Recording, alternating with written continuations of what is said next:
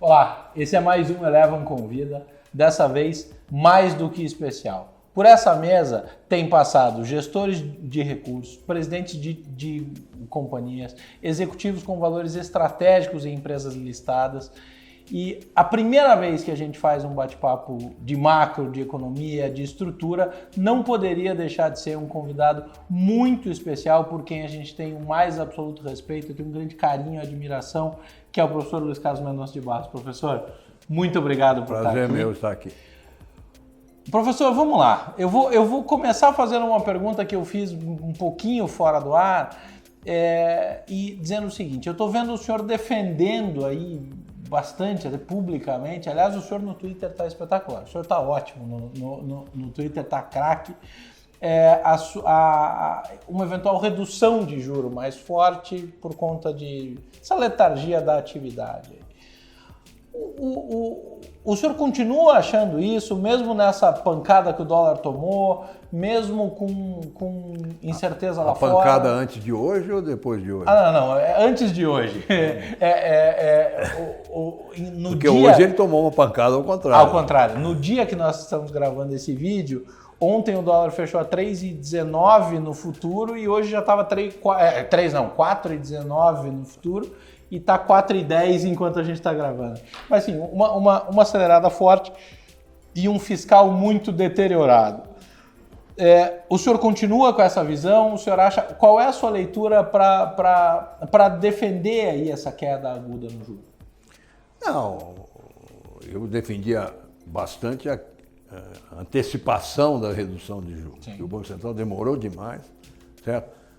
No meu entendimento, ele não seguiu o manual de um sistema de meta inflacionária. Ele introduziu uma questão que é fora do manual, que é a expectativa se a reforma da Previdência passa ou não passa. Isso não está no manual.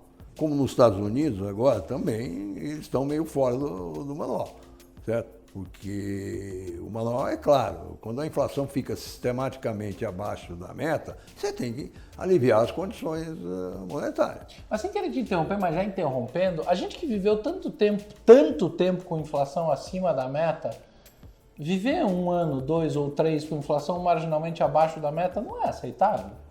Não, o problema é o seguinte, e aí eu volto a um tema que para mim é mais geral, e que eu acho que é o grande pecado dos analistas mais jovens, inclusive de você para cima, vamos dizer assim, ou de você para baixo. Ou para baixo, Acho que eu já tenho cabelo e barba branca. Que é o seguinte, e isso fica claro quando você olha do outro lado os analistas mais velhos. Eu tenho 77 anos, o Pastore tem 80, certo? Você tem o Zé Roberto, certo? Que tem uma visão bastante diferente desse pessoal mais jovem, né?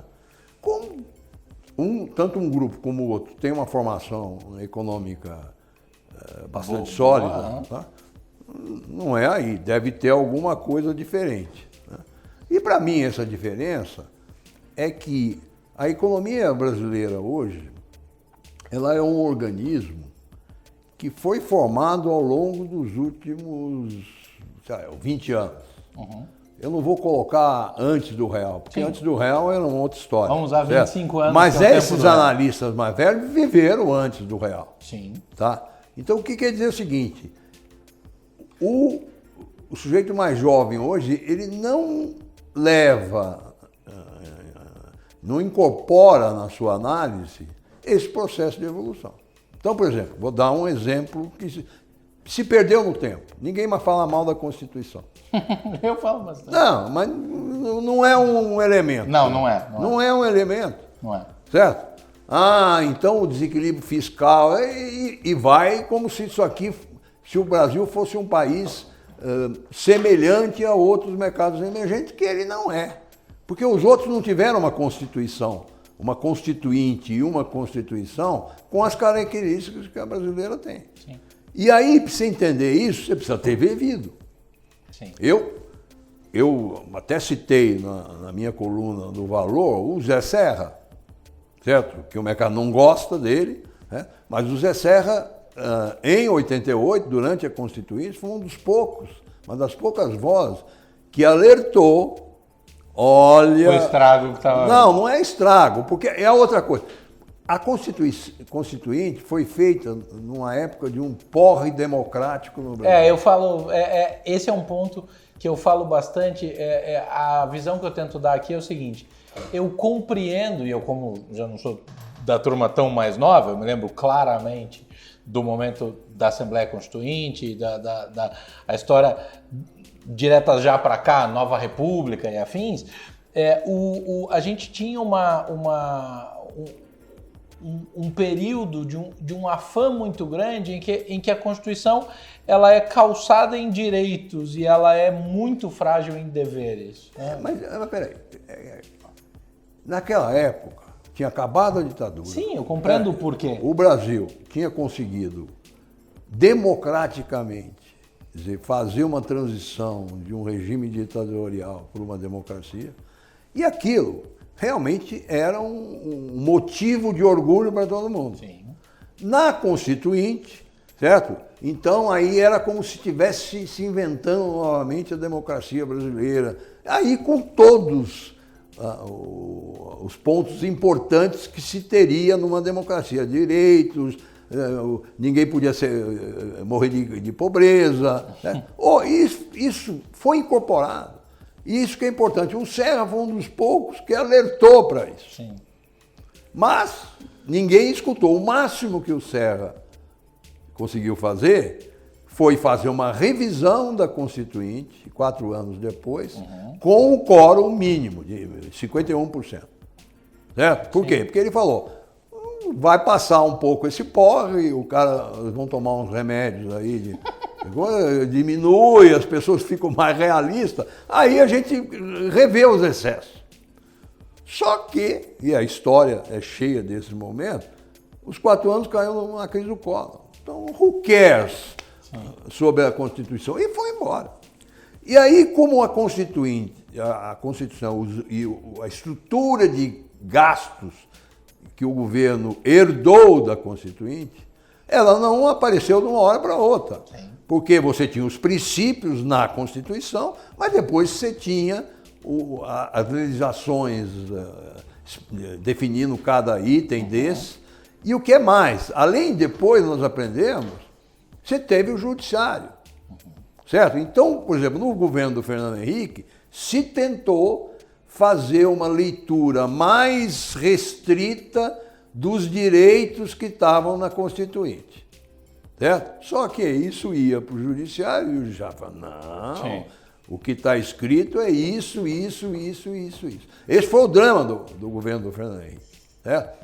Como naquela época você tinha, um dos pilares era o gasto primário, certo? Toda vez que aumentava a estrutura de gasto por conta desse processo legislativo e judicial... Inventa um imposto novo aí. Não é nem inventa, inventa um imposto. Chegava para receber... E aí o que aconteceu? No começo começou-se a aumentar algumas alíquotas, chegou no limite, aí começou um imposto do tipo o seguinte, dizer, a taxa de câmbio, que variava muito. Né? Quando ganha, paga imposto. Quando perde, não recupera. E aí foi se criando.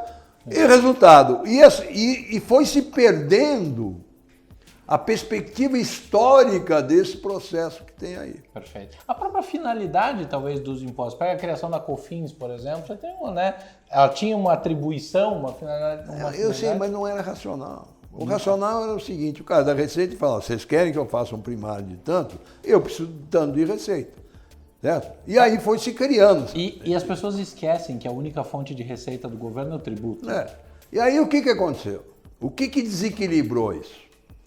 Desequilibrou isso, que esse sistema, quando veio o boom das commodities, certo? Você teve um ganho de arrecadação por conta do crescimento econômico muito grande.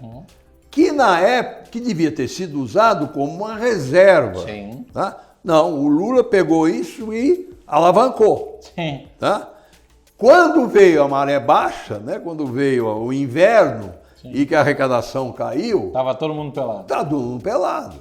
E o que é pior, que não se sabia na época, né, ou poucos não sabiam, não, muitos não sabiam, poucos sabiam, é que você, neste processo da Constituinte, se agregou um outro problema fiscal, que foi o aumento da vida útil do brasileiro, sim, que caiu sobre a Previdência. Sim. Eu, por exemplo, quando nasci, a minha expectativa de vida era 50 anos. Sim. Eu estou com 77 e estou aqui. Um montão de hora extra já. Então, quer dizer, este processo, essa juventude histérica que tem aí, com o liberalismo, não tem a menor noção. Isso não está incorporado na análise deles. Então, eu tenho que escolher, a Amanda que faz essa escolha, a Amanda é minha secretária que está aqui, porque eu não posso debater com certas pessoas. Porque sim, é risco de... Porque eu não sei lidar pouco com a ignorância histórica, não. Sim. Porque o cara devia ter tido. Só que nas universidades hoje, nos cursos de economia, a história econômica, que era muito importante, você perguntar para o meu irmão, para o pastor, era muito importante. Hoje não existe. Sim. Então o que acontece? Nós temos hoje que quadro? Nós temos uma economia em crise, com uma origem muito clara dessa crise fiscal, que é a Constituição mais o desequilíbrio da Previdência. Uhum. Certo? E isso não é entendido, eles associam isso ao governo, mais ou menos o que aconteceu com o Macri agora, ao governo do Fernando Henrique, que não foi suficientemente duro na parte fiscal. Foi duro. O problema é que ele herdou esse processo que sim, não tinha. Então fica uma análise que não incorpora uma parte importante do diagnóstico para se encontrar isso tudo. Tudo que eu estou falando aqui... E que, pelo que o senhor está dizendo, impacta... Lógico, na direto, sua leitura, óbvio, nós estamos vivendo isso.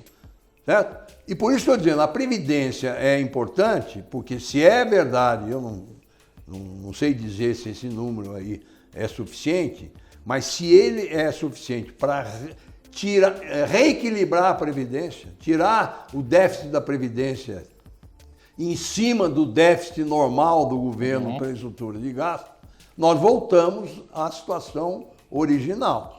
Podendo viver um superávit primário de 2% do PIB. 2%, é possível. Se nós voltarmos a crescer 2,5%, 3%, que é a situação que estava lá, mas com que carga tributária? Com 35%, porque a Previdência incorporou mais 1 ou 2% sim, nesse desequilíbrio, sim, certo?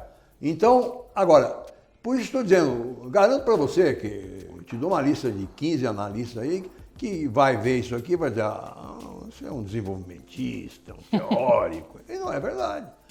Certo? Não, porque não é, a história é... Então, o quadro que tem hoje... Eu não colocaria, essa é a minha opinião, eu não colocaria o senhor nesse balaio. Mas então o problema que tem é o seguinte, falta um entendimento de por que nós chegamos aqui. Uhum. E sem o entendimento de por que nós chegamos aqui, você não consegue fazer um caminho, como é que eu saio do que eu entrei. Sim. Certo? Em tese, e é um pouco a situação. Em tese, se o teu diagnóstico não está correto, você não vai remediar de maneira correta. Agora, temos que tirar a Previdência. Se é verdade que vai reequilibrar, o tempo vai passar, né? O tal do boom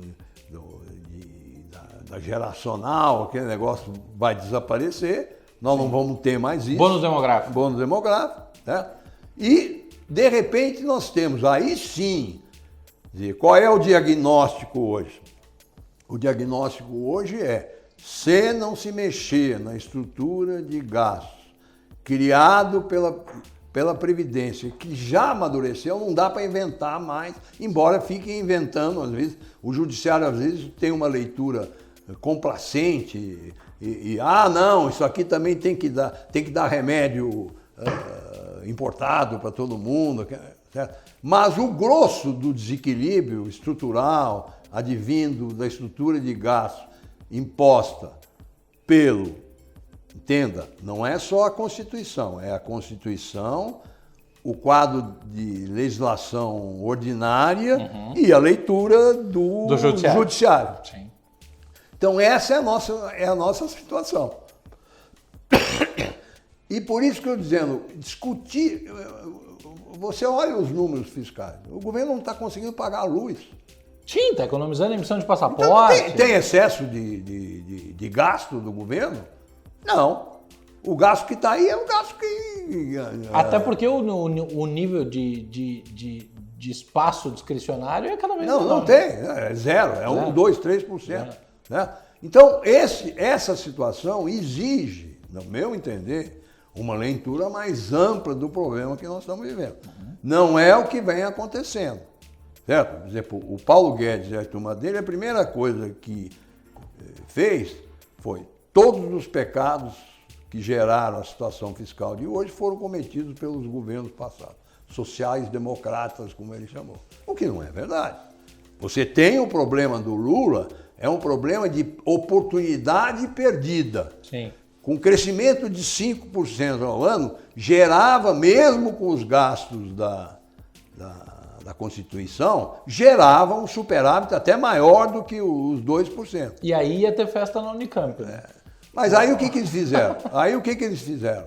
Né? Transformaram aquilo em novos gastos. Se perdeu, isso já acabou. Até porque o crescimento real do gasto público, eu acho que muito do ponto que a equipe do Paulo Guedes traz é a leitura, e aí é uma análise factual e não de opinião, é o crescimento real do gasto público numa janela temporal da transição do governo Lula para o governo Dilma. Eu sei, mas isso não mexeu na história. Essa confusão já estava dada. Sim. O que precisa entender é que o PT agravou o quadro que nós herdamos. Concordo, sim. Agravou por duas razões. Ele podia ter usado esse período de bonança até para reduzir dívida. Ele não fez isso e criou uma nova estrutura de gasto. Certo? Então, por isso estou dizendo, quando eu digo que é um erro de análise, é uma simplificação do problema. E toda vez que você tenta resolver um problema... De alta complexidade. Não, mas eu me lembro, quando eu me formei pela engenharia de produção, tinha o Rui Aguiar da Silva Lemos, que sempre dizia, olha, vocês são engenheiros ou economistas, a função de vocês é resolver problemas. Então eu vou ensinar a vocês como é que se resolve um problema. O primeiro passo, pergunta qual é o problema. Porque se você errar nesse passo, meu filho, já foi pro saco a coisa. Né? Que é um pouco que nós temos aqui hoje. Sim. Achar que o desequilíbrio, ou vou mais, achar que a estrutura de gastos do governo, né, que nós temos hoje, veio do Lula e do coisa, é um erro perigoso de diagnóstico. Sim. Esta estrutura de gastos, né, que é a partir do qual você pode calcular o resultado fiscal final, certo? Ela é muito mais longeva do que isso.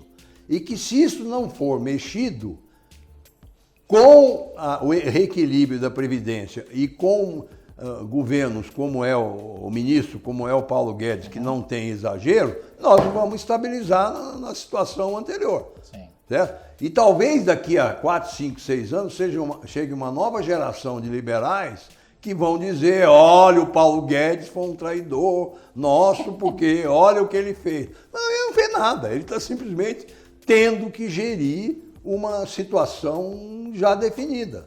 Certo? Então, é um pouco essa minha visão. Certo? E aí, como é que você age isso? Certo? Você vai ter que fazer uma revisão do tamanho da responsabilidade do Estado. Vai ter que fazer uma... Eu vou dar um outro exemplo. Pega a Zona Franca de Manaus. Que é um assunto super em pauta e bastante controverso. Vamos acabar com a Zona Franca de Manaus. Não vai acabar nunca. Porque você tem lá 7 milhões de brasileiros que moram lá. Que vivem daquilo. E vivem daquilo. Então, a logística inexiste de um nível de eficiência do século XVII. Se não tiver um incentivo, aquilo lá morreu. Por isso estou dizendo, um dos erros que o Paulo Guedes está cometendo é simplificar o desequilíbrio fiscal que a gente tem. Entendi. Achar que isso é fruto de governos de mão fraca que não fizeram aquele negócio todo. O senhor acha que pode ter outro dia um gestor amigo nosso usou uma expressão dizendo que havia um problema no mercado de dissonância cognitiva, eu achei espetacular. Mas pode ter uma confusão, acho que essa palavra pode ser melhor usada, entre fluxo e estoque nesse momento, na hora de tratar o problema e de entender o que é um problema de estoque e o que é um problema de fluxo. Como é que você resolve? Porque eu vejo, às vezes, algumas medidas sendo pensadas que a gente está trabalhando uma questão de fluxo como se ela fosse uma questão de estoque. Mas não é nem de estoque nem de fluxo. É de um sistema legal, constitucional, que está consolidado.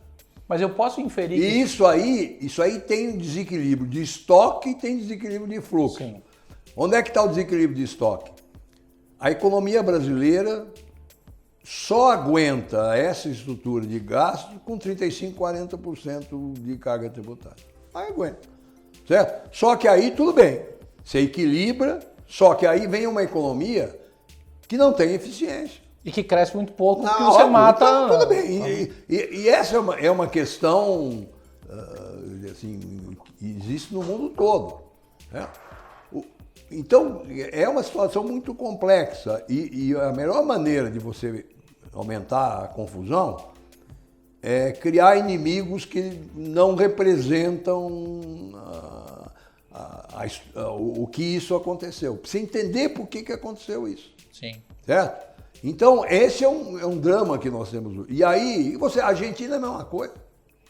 Certo? Você vê o fracasso do Macri. Certo? O Macri, eu tenho uma leitura que o Macri fez o seguinte, o Macri, recentemente, numa conversa com um ex-diretor do Banco Central, também muito experiente, estava me contando uma história em relação a negociação do Macri com o Elliott, né, com os chamados abutres logo que ele chegou.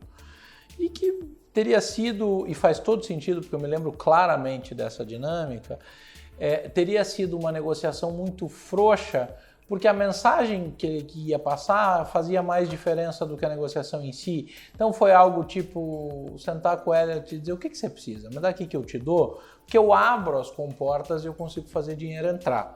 Tá, e a Argentina, 15 minutos depois de estar quebrada, emitindo bonde de 100 anos e as pessoas comprando. O problema da Argentina é mais grave que o nosso. Eu também acho. Não, mas era aí que eu ia chegar. Então, o Elliott, se fez ou não fez, não tem a menor importância. Não, mas era aí que eu ia chegar. O problema da Argentina é que, se nós temos um problema herdado de 40 anos atrás, certo? Eles têm mais do que isso. Outro dia, eu até coloquei no meu Twitter um gráfico que circulou aí com a Austrália e a Argentina. E é verdade. A Austrália saiu da guerra arrebentada, porque a guerra com o Japão foi lá onde ela está. E a Argentina saiu rica, porque fora da confusão da guerra, eles ficavam exportando alimento para todo mundo. Sim. E você viu o que aconteceu. Exato. Então, por exemplo, o seguinte, o problema da Argentina, eu não gosto nem de trazer à mesa. Eu só trouxe para dizer o seguinte: você veja como uma falta de diagnóstico histórico leva a... O Macri saiu, também pus isso no meu Twitter, todos os indicadores econômicos foram muito pior do que saiu do governo da maluca de coleira lá. É verdade. É verdade. E por causa disso, precisa ter um conhecimento... Por que nós chegamos nisso? Mas, professor, objetivamente, assim, eu tenho sido, lá dentro do BC, inclusive, em grupos e por aí, bastante chato, no sentido de olhar para o balanço de risco, e eu faço um exercício nessa linha. O senhor sabe, o senhor conhece o nosso trabalho, sabe que eu tento fazer... Eu respeito muito a minha ignorância, então eu tenho que buscar entender muito mais... E isso me faz menos ufanista com a solução, menos otimista com a velocidade, talvez porque eu estou olhando para um problema mais complexo. entendendo que a gente tem um problema complexo, e aí eu assim, acho que um dos aspectos primordiais é esse que o senhor está colocando, a gente precisa ainda criar alguns mecanismos de defesa, exatamente para não ficar vulnerável, para não fazer um voo de galinha, para não... e uma coisa que eu vejo foi... Mas o que eles podem fazer? Se a estrutura de gasto está dada. Não, mas essa era a pergunta que eu ia fazer. O senhor não pode devolver a minha pergunta para mim. Não, porque não. Se você faz uma pergunta, você tem que ter pelo menos um desenho da resposta, senão você está amolando os caras que estão lá. Certo? O que eu quero dizer vou pegar um exemplo mais simples. Vamos pegar a taxa de câmbio, que é que todo mundo está... Porra, quem tem um mínimo de vivência sabe que o mercado futuro do real com o dólar é o único mercado decente em termos de segurança e de liquidez de câmbio que existe no mundo emergente. Sim, verdade. Né? Então, precisa saber que quando tem um desequilíbrio no mercado de câmbio envolvendo o mundo emergente, todo mundo ou quer fazer hedge ou quer fazer especulação, vem aqui para o Brasil. Sim. Certo? Então, dizer o seguinte, não, a nossa taxa de câmbio, ela está desalinhada com vamos dizer assim, os valores referenciais de um os mercado fundamentos, de fundamento da coisa. Certo? E aí o que é o seguinte... E aí ficam criticando o Banco Central por intervir nesse momento. Mas a leitura que eu tenho desse Banco Central, e daí já no Banco Central do Ilan, é o seguinte, o que eu vejo não é o Banco Central intervindo em nível, ele intervém em disfuncionalidade. Ele tem que dar liquidez. Exato. E dar liquidez para quem? Para o australiano que vem para cá, porque no país dele o mercado futuro de dólar é moeda, não existe. Você tem que dar liquidez para o especulador australiano. Né? E isso não tem nada a ver com intervenção artificial para manter uma taxa de juros. Sim, que é o que eu digo. Ele está mantendo a funcionalidade mas também via liquidez. Eu não vi ninguém dessa juventude levantar essa questão específica da funcionalidade do nosso mercado de câmbio. Fico muito feliz, porque eu repito isso eu sei. Quase que diariamente. Também eu não estaria aqui se você não estivesse falando isso. Verdade. Né? Quer dizer o seguinte, nós vivemos, nos últimos 4 ou 5 anos, quase um colapso fiscal. Por 3 fatores. O fator histórico e estrutural, que é uma estrutura de gastos que exige uma carga fiscal crescente, os erros do PT, que foram basicamente 2, foi não entender o ciclo para cima e usar isso como um buffer para melhorar a parte... Talvez tenha sido de fato a grande chance histórica que a gente teve. Nunca tivemos isso, de crescimento. E depois a dona Dilma, que fez o oposto aí. E fabricou a depressão econômica, né? Ela não foi cíclica. É dela, não. Tem nada de cíclico. Nada. Exato. Ela é cíclica porque se estourou o ciclo crescente. Não se administrou corretamente o ciclo de expansão da economia. Sim, mas ela é criada em laboratório. Mas isso é Lula. Sim, exato. Porque não é a Dilma. Sim. A Dilma, a confusão que ela fez é que quando o ciclo naturalmente se esgotou por razões externas e internas, e ele começou a se autocorrigir, ela tentou perenizar o ciclo. E aí não existe historicamente, na Inglaterra e outros lugares tem coisa como... Mas Agora, o que eu quero dizer é o seguinte, isso passou, se a Previdência está correta. Então, o que nós temos hoje?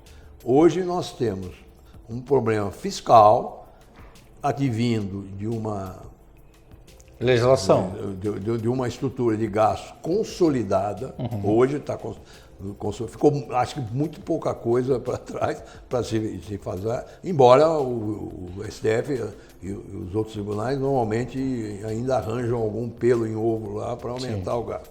Certo? E que, portanto, se a nossa carga for 34, 35 e a economia voltar a crescer, na margem, no fluxo, você reequilibrou a nossa situação. Você buscou o superávit primário de novo. Primário e fez, só que aí com 34, 35% de carga tributária. Sim. O que gera outro tipo de problema. Produtividade, eficiência. Mas não é problema fiscal. Sim. Tá? Outra coisa. A gente vai discutir PIB potencial e aí vai entrar em discussão de IAD de produto e tudo mais. Aí, outra coisa que tem. A gestão do pós-Dilma, ela foi muito bem feita pelo Temer, pela equipe econômica do Temer. Verdade. Não tinha jeito, subiu o juro, né? E deixou a recessão, vamos dizer assim, corrigir os excessos e os desequilíbrios. Nós tínhamos 6 milhões de desempregados, nós temos 12 hoje. Sim. Certo? Nós tínhamos 4, 5% de déficit de conta corrente, nós temos menos de 1% hoje. Certo? Você tinha uma estrutura, juro lá de 10, 12%, hoje nós não temos mais isso. Começou o ciclo de queda em 14,25. Então quer dizer o seguinte, pós-Dilma, nós fomos muito bem na gestão dessa volta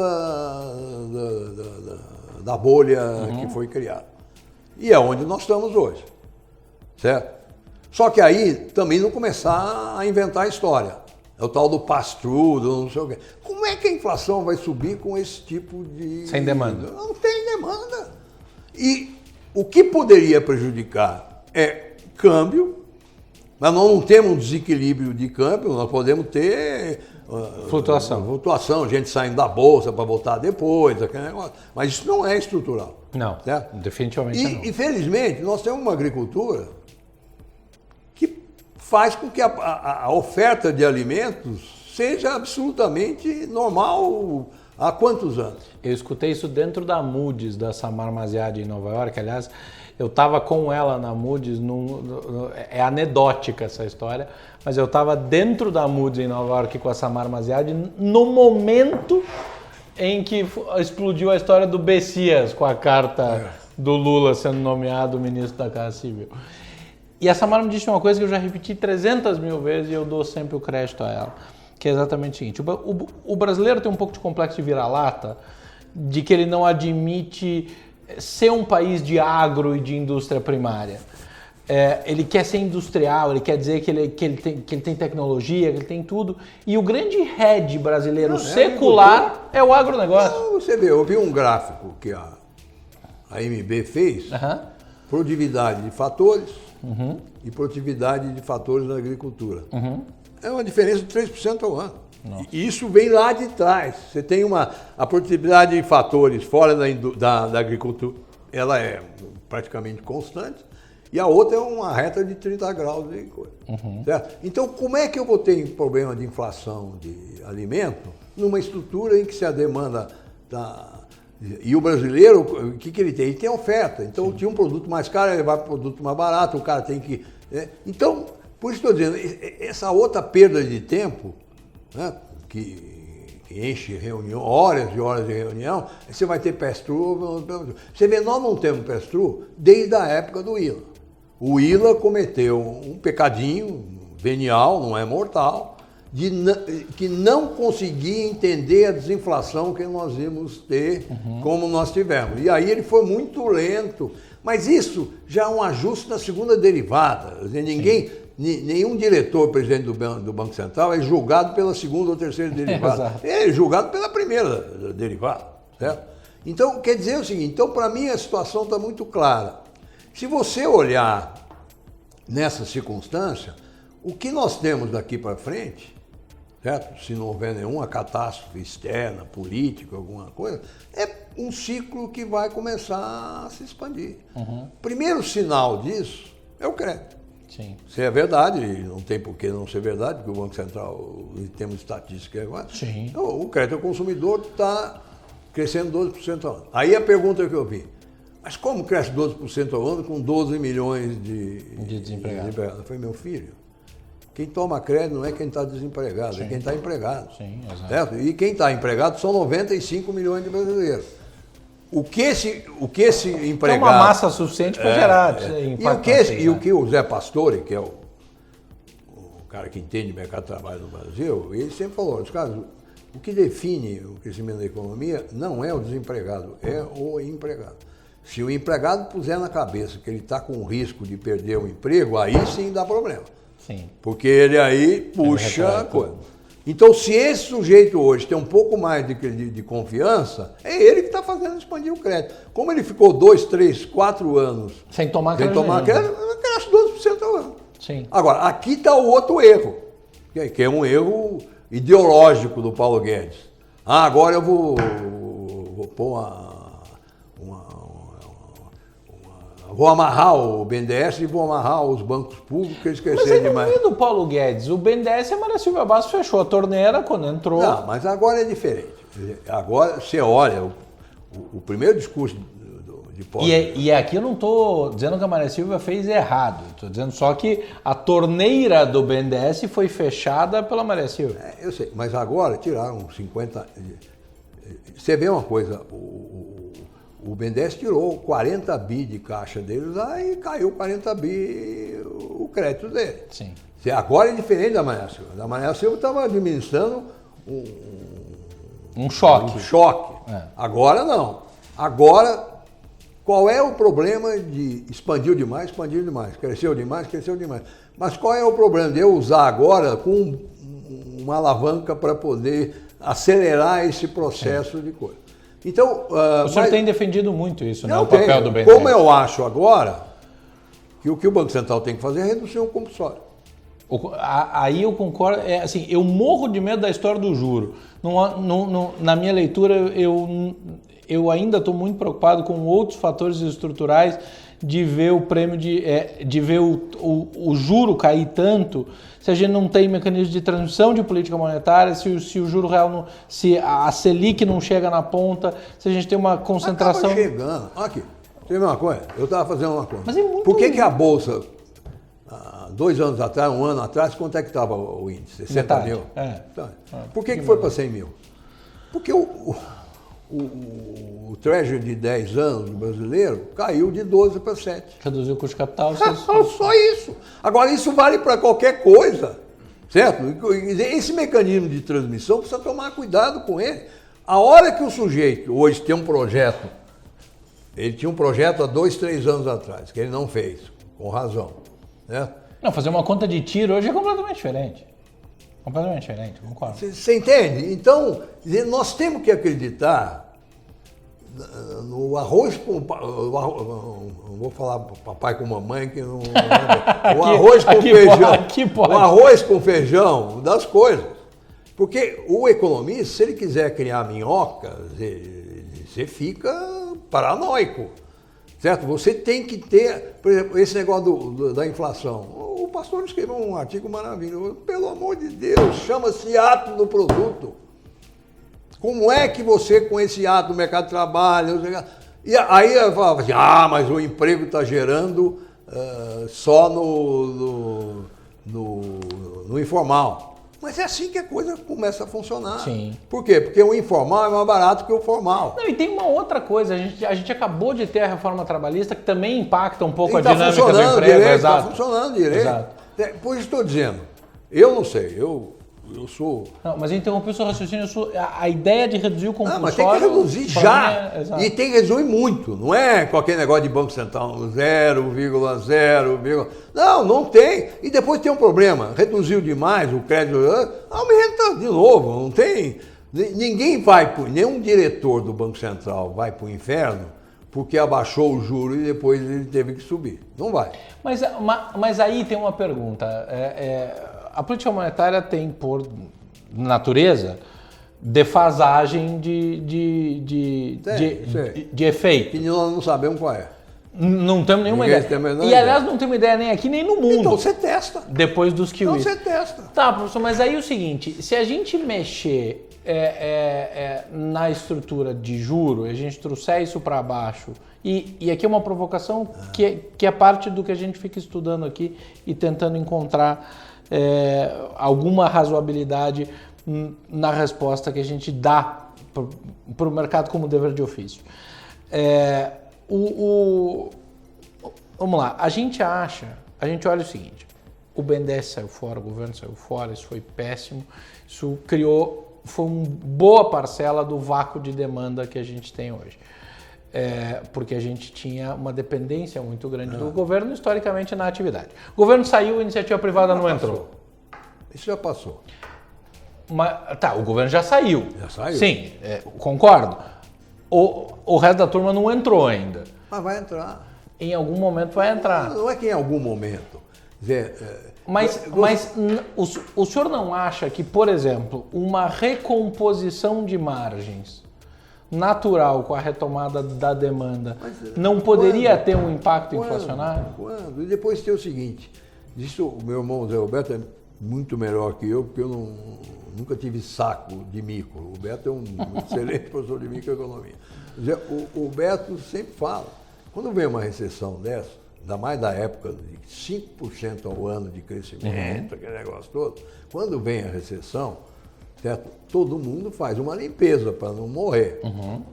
Quando retoma, a produtividade da indústria ou da empresa é extremamente superior à que era antes. Sim. Você entende? Então, por isso estou dizendo, tem espaço. Ela não precisa aumentar a margem. O aumento de margem dela vem pelo aumento da produtividade, pela redução do custo unitário. Você entende? Mas esse foi um questionamento que eu fiz ontem numa discussão que a gente teve internamente, que é o seguinte, a gente tem afirmado exatamente isso, que as empresas ficam durante crise e recessões agudas mais eficientes.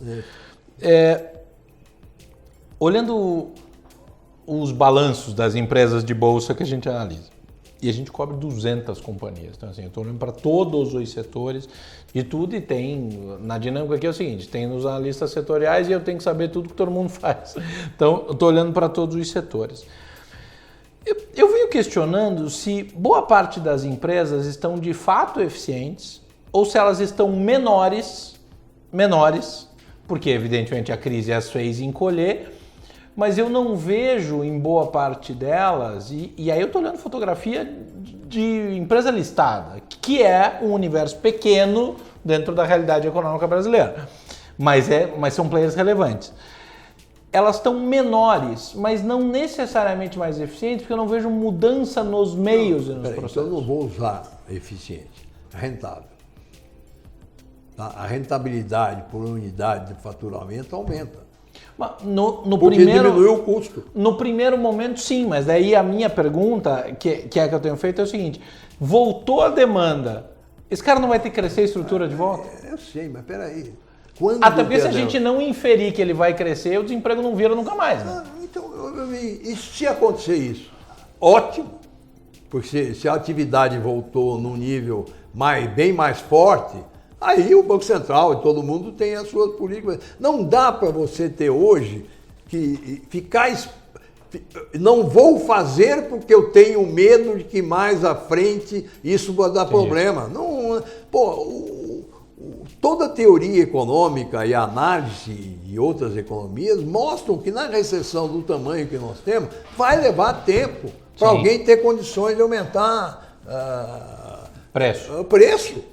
Agora, o problema hoje não é ter esse medo. O problema agora é que, por exemplo, o Itaú já disse que o terceiro trimestre é negativo de novo o PIB. Saiu ontem.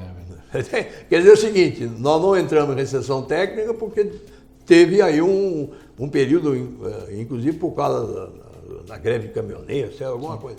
Então, quer dizer assim, não pode, hoje nós temos que colocar a economia para crescer porque ela traz soluções naturais para os problemas maiores que nós temos. Mas daí vem uma pergunta desgraçada, mas essa atribuição é do Banco Central, professor?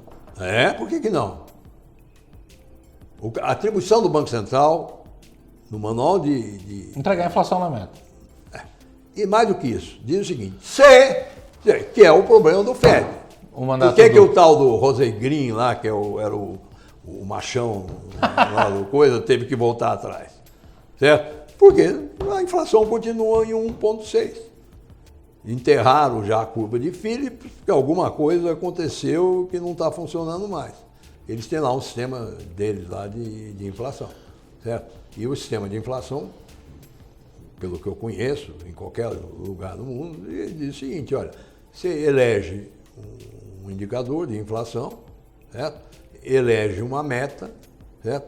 E sistematicamente você tem duas opções. Ou se você tiver muita certeza numa tendência para cima ou para baixo, você começa a agir pouco a pouco. Uhum.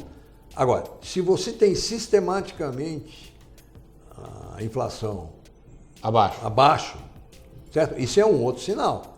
É um sinal de que alguma coisa não está funcionando na economia, certo? E aí você é obrigado, mesmo tendo indicadores tipo desemprego, são indicadores indiretos. Sim. Desemprego, balança comercial, sabe o que é, certo? Você é obrigado a agir. Tanto que o coitado do BCE caiu nessa armadilha, certo? Porque ele não tem mais o que agir. Mas E lá fica sistematicamente abaixo. Lá o que devia dizer, como aconteceu no Japão, ele dizia, olha, não sei, posso até estudar por que é, mas na estrutura da sociedade da zona europeia, certo? 1,6 é uma inflação estável e eu não vou fazer mais porra nenhuma com isso aqui, porque eu não tenho, sim, certo? Sim. Mas nos Estados Unidos não é isso que está acontecendo. Não. A meta deles é 2 e agora, apesar... Você viu que você olha o mercado, claramente tem a curva de Phillips marcando ali. No ano passado, quando tudo subiu, é porque todo mundo falou, bom, a curva de Phillips disse que com o desemprego do jeito que está, a inflação vai voltar, e eles agiram. Sim. Só que alguma coisa não funcionou, certo? E agora, o que está acontecendo? E aí aconteceu outra coisa, o Trump resolveu fazer bullying com o Banco Central, aí o Banco Central aí que reagiu, não vou abaixar mesmo. Sim. Só que agora o PMI já está abaixo dos 50. Índice de manufatura. Então, por isso estou dizendo, esse para mim é o mandato. E aqui no Brasil é o seguinte, não está em discussão se quando a economia recuperar, se a inflação vai voltar, aquele negócio todo. Isso é uma coisa para você agir lá, quando acontecer. Ou quando você tiver convicção de que isso vai acontecer. Entendi. Com esse tipo de hiato, desemprego, vai demorar muito. Né?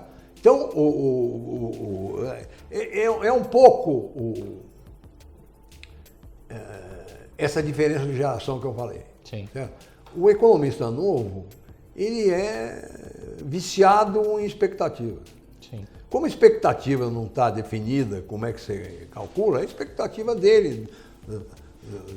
E dos seus amigos, que formam o consenso. Das boutiques que estão na Faria Lima, que junta num... expectativa... Tudo bem, a expectativa gerou... A introdução da expectativa na análise econômica... Taylor.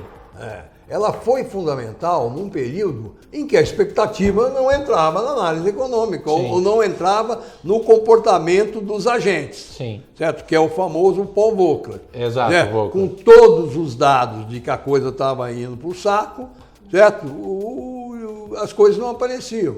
E ele resolveu jogar. A partir daí, quando a opinião pública, os agentes econômicos que contam, não é o Zé Mané qualquer, é o agente econômico que conta, introduziu o seguinte, olha, o Banco Central age também, não só em função das estatísticas econômicas de curto prazo, mas da expectativa do que vai acontecer. Uhum. Só que agora nós temos um choque, certo?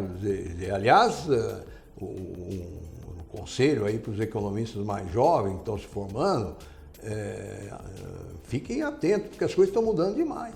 Sim. Agora, de moedas, o André Lara, que é um pesquisador de altíssima qualidade, que ele falou foi o seguinte, olha, alguma coisa está acontecendo com a moeda que eu acho que pode... Pô, quase crucificaram ele em praça pública, certo? E tá, eu, por exemplo, tenho um sujeito que teve na China agora, a China não tem mais, banco já não tem há muito tempo, cheque, essas coisas. Cartão de crédito não tem mais. Sim. É o celular. E ele estava me dizendo uma coisa interessante, que ele foi num restaurante, não conseguia fazer o pedido. Porque o restaurante não aceita mais pedido para o garçom. Sim, é tudo no... Tem lá uma mesa. Então, agora, alguma coisa aconteceu nos Estados Unidos que fez com que... E há uma transformação, né, nos fatores de produtividade, de a maneira que se computa tanto preço como geração de riqueza. Eu não me lembro o número exato, mas quem me deu esse número, quem me falou isso foi o Arthur Wickman, do Verde, que é um gestor que estuda muito macro mundial. Ele está falando sobre a revolução, o efeito da tecnologia e disso tudo na produtividade. Ele estava me dando o seguinte, eu não me lembro o número, mas ilustrativamente vai servir para o raciocínio. A indústria do entretenimento musical já representou 6% do PIB americano. Hoje ela é traço no PIB americano. Só que hoje se consome 10 mil vezes mais música do que se consumia naquele momento. E isso não está dentro do PIB. Exato, isso não está refletido. Mas, por dizer, o nosso problema aqui é mais simples. O nosso problema, desculpe, é conhecer a realidade que nos cerca. Sim, é tropicalizar a encrenca. Entender o que está acontecendo. Certo? E por isso que você tem, hoje eu nunca vi uma diferença de geração tão clara, tão brutal. Certo? E o que tem é o seguinte, é que a tal da expectativa, que já foi racional, agora não é mais, também mudou. Sim. Certo? Os Estados Unidos, e os Estados Unidos têm uma riqueza de pesquisa econômica, daqui a pouco nós vamos ter. Sim, se olha a série histórica, por que você quiser. Nós vamos ter alguém que vai dizer por que a curva de Figgs morreu. Sim. Certo? Aqui no Brasil é um pouco mais mesquinho, é história. Uhum. Entender um processo mais empírico do que estatístico. Qual é o nosso problema? Eu procurei dar aqui, na parte fiscal, o que eu acho. Uhum. Certo? Dizer, e se... Agora, o que vai ter? Olhando para frente. Eu acho, pelo menos os analistas políticos, eu acho que nós estamos tendo uma mudança na sociedade indo para a direita. Certo? Se isso é verdade, um pouco mais para frente, vai se fazer uma revisão da Constituição. Sim. De maneira a cria esse ambiente para isso. Mas enquanto ela existir, e esse processo eu demorei tempo para perceber. Nós conversávamos muito sobre isso no governo do Fernando Henrique. É não perceber essa sequência. Quer dizer, o que estava definido na Constituição, o tempo que isso levou para virar leis ordinárias e o tempo... E a defasagem de implementação. Não, isso. Mas a última etapa foi a leitura que o Judiciário fez. E nessa leitura, ele foi muito além você vê, a reforma trabalhista agora é que equilibrou as coisas. Né? Eu tenho exemplos, conheço exemplos de decisões recentes em que o cara que acionou a empresa com toda aquela parafernália mágica de coisa, o cara teve que pagar R$200 mil de sucumbência, perdeu a ação. Então, você veja, essa é uma outra característica que faz com que o Brasil seja um país mais fácil que a Argentina. As coisas aqui... E tem uma coisa que eu aprendi que é muito importante. Você leva 10 anos para mexer na Constituição, mexer na reforma tributária ou na trabalhista. Dá um trabalho danado, oposição. Fez. No dia seguinte, ninguém mais fala. Ninguém mais fala no assunto, Os coitados do sindicato estão aí quebrando, e ninguém mais fala no assunto. Uma coitada e sindicato na mesma frase? Não, mas coitado do ponto de vista dele. Sim. Certo? Agora eu quero dizer o seguinte, mudou e acabou. Entendi. Tá bom? Professor, sensacional, muito, muito, muito obrigado. Obrigado a vocês aí, pela paciência. Incrível, ficaria mais horas aqui. Esse foi mais um Eleven Convida. O time não me faz esquecer ou não me deixa esquecer de pedir para você se inscrever em todas as redes sociais da Eleven, seguir, clicar no tal do sininho do YouTube que vai lembrar você quando tiver o próximo e todos os vídeos que a gente publica. Um grande abraço, professor, mais uma vez. Muito obrigado ao nosso time que está aqui, a Amanda que veio aqui, que está sempre ao seu lado. Muito obrigado a todos, um grande abraço. Tchau. Tchau.